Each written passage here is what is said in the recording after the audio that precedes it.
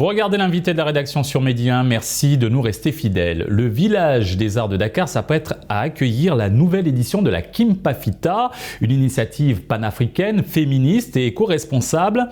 Cette plateforme panafricaine s'est fixée comme mission de sensibiliser la société, construire un mouvement civique en faveur de l'égalité des genres et de la préservation de l'environnement. La nouvelle édition de la Kimpafita met à l'honneur le Bénin, à travers lui les Amazones du Dahomey. Pour avoir un éclairage sur ce grand rendez-vous panafricain, féministe et éco-responsable, nous recevons Madame Elena Bouguer, cofondatrice de la Kimpafita à Dakar. C'est un plaisir de vous recevoir. Bonjour Alexis. Madame Bouguer, d'abord, quelle est l'importance de cet événement et qu'est-ce qui a motivé sa création ? Alors, la Kimpafita, comme vous l'avez dit, c'est un festival féministe et éco-responsable. Ce qui a motivé la création de la Kimpafita, c'est qu'on a remarqué avec une amie qu'il n'y avait pas d'événement où on pouvait avoir plusieurs activités, où on pouvait être sensibilisé et tout simplement pouvoir passer du bon temps et en même temps avoir un message, repartir à la maison avec un message. Et donc on a décidé qu'on allait essayer de faire un événement avec plusieurs activités. Et on va essayer aussi, parce que nous sommes féministes, parce que nous croyons, nous sommes engagés, et on s'est dit, on va faire un événement qui va essayer de promouvoir ces deux mouvements-là. Quelles sont les activités prévues et quel est le profil des participants ? Alors, ce festival, il y a vraiment plusieurs activités. Je pense que tout le monde pourra se retrouver. On a d'abord un enregistrement de podcast en direct. On a lancé une série de podcasts sur le féminisme en Afrique. Et là, ça sera le quatrième épisode. Ça sera sur les femmes et l'économie, dans l'économie africaine. Ensuite, on aura 3 conférences.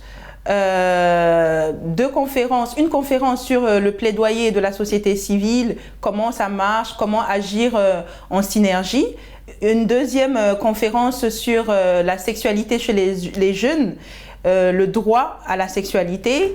Et une troisième conférence sur l'environnement, comment les produits ménagers du quotidien peuvent impacter les femmes dans leur quotidien. Et à part les conférences, on aura des artisans locaux qui vont présenter leurs produits. On est vraiment allé chercher des petites pépites, des artisans qui ne sont pas très connus mais qui ont une démarche éco-responsable. On aura aussi de la gastronomie béninoise. On aura une exposition.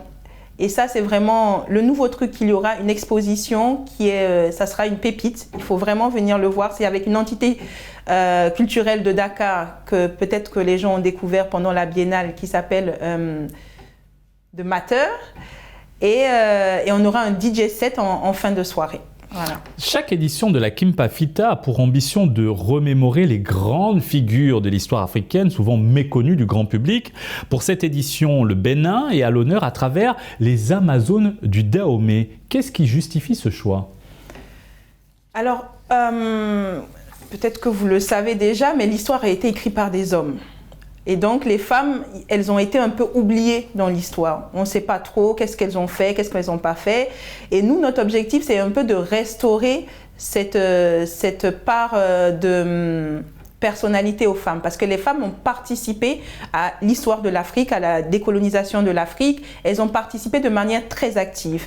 Et donc, à chaque édition, on essaie de mettre une femme en avant. Et cette fois-ci, pour le Bénin, on a trouvé ça extraordinaire, cette armée exclusivement de femmes qui s'est battue pour le Dahomey. Et on s'est dit, voilà, on veut que cette édition spéciale Bénin, ça soit les Amazones qui le représentent. Elles sont actuellement à l'honneur à Hollywood à travers le film Woman King avec l'actrice Viola Davis. Parlez-nous de ces femmes justement à l'honneur pour cette nouvelle édition et de leur impact dans l'histoire de notre continent. Je veux bien sûr parler des Amazones du Dahomey. Les Amazones du Dahomey, ça a été des femmes ça a été la première armée du Bénin, du Dahomey. À l'époque, ça s'appelait le Dahomey. Et c'était les Minos. Le terme Amazone est un terme colons, si on veut dire, parce qu'il y a eu aussi des Amazones en Grèce, dans l'Antiquité. Mais au Bénin, on les appelait les Minos. Et ces Minos-là étaient chargés de se battre pour le roi. Donc, le royaume du roi était vraiment protégé par ces femmes-là. Et par extension, elles sont venues à protéger vraiment tout l'Empire. Et il fallait être une femme pour être dans cette armée. C'était quelque chose de très nouveau en Afrique de l'Ouest, parce que généralement, c'est les hommes qui vont à la guerre. Voilà. Madame Bouguer, le nom Kimpafita est tiré de la résistante congolaise Kimpafita. Qu'est-ce que cela représente pour vous et pour votre organisation? Pourquoi le choix de ce nom? Alors, on a voulu, comme toujours, que ça soit une femme, restaurer l'histoire des femmes. Et on s'est dit que notre événement devrait porter le nom d'une femme. Et Kimpavita, ça a été une grande résistante qui s'est battue contre l'invasion du Congo, le Congo avec un K, qui englobait aussi l'Angola, par les Portugais. Et cette femme-là, elle a été tuée, enceinte, parce qu'elle commençait à mettre en place un mouvement très, très impressionnant, très grand, qui commençait vraiment à prendre de l'ampleur. Et je pense qu'elle incarne parfaitement ce qu'on essaie de faire là, c'est d'essayer de mettre tout le monde ensemble et de pouvoir véhiculer des messages à travers tous ces événements.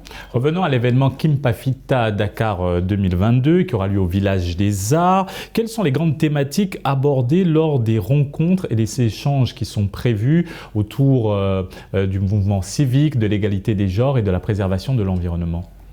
Alors, il y a les différentes conférences qui vont parler des mouvements du féminisme et de l'environnement, mais au-delà de ça, par rapport à l'environnement, c'est un événement qui se fait zéro déchet. C'est-à-dire qu'on va mettre tout en place pour produire le minimum de déchets possible.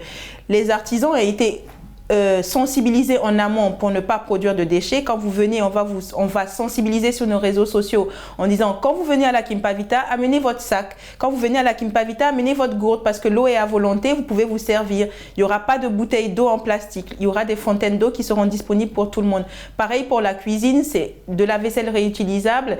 Tout est mis en place pour que cet événement soit le moins pollueur possible. Concernant les mouvements féministes, la dernière partie, c'est une partie DJ, et on essaie de mettre à l'honneur les DJ femmes. Il y a du cinéma aussi. Toujours, on choisit soit des réalisatrices femmes, soit des films qui parlent de femmes. Et cette année aussi, il y a une petite innovation. On va faire un petit stand de sensibilisation où on va apprendre des termes comme le consentement. Si on ne te dit pas oui, ça veut dire non. En milieu festif, quand on voit quelqu'un qui se sent mal, quand on voit une femme qui est agressée, qu'est-ce qu'il faut faire? Et donc, c'est des petits,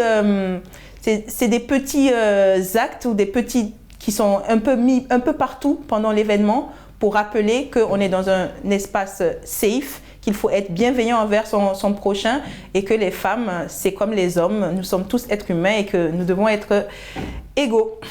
Depuis sa création en 2021, l'événement a réuni plus de 1400 participants et participantes, bien sûr. Quelles sont vos attentes pour cette nouvelle édition? Alors, pour cette nouvelle édition, on s'attend vraiment à avoir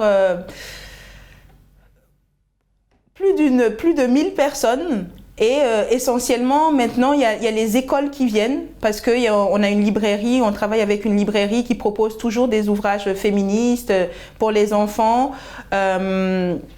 Il y a souvent les écoles qui viennent maintenant, on a les associations de femmes, on a des gens qui veulent juste découvrir une nouvelle culture, donc connaître la nourriture du Bénin.